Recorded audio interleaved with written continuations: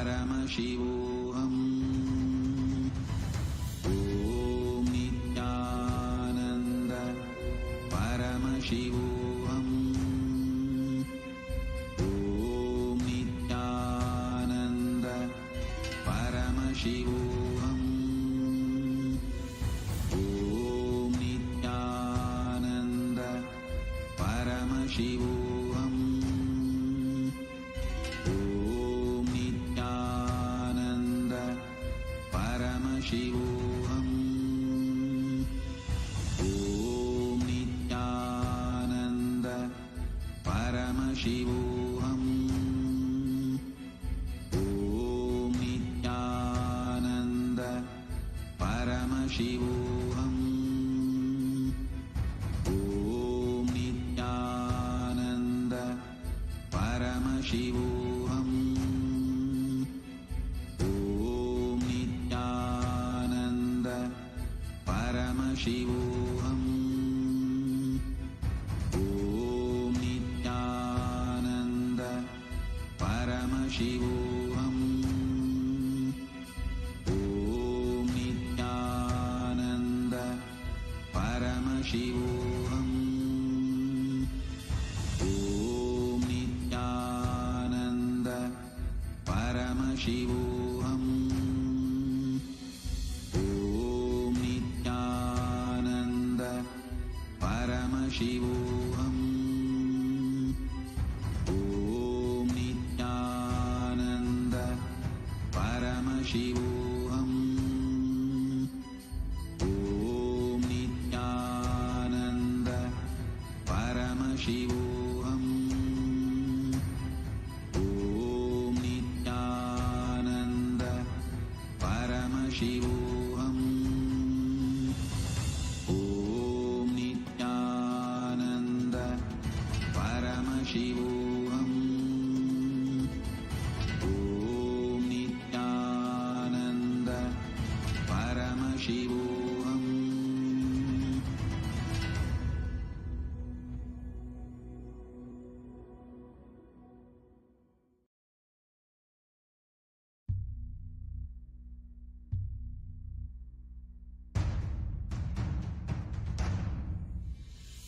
Sit as Paramashiva.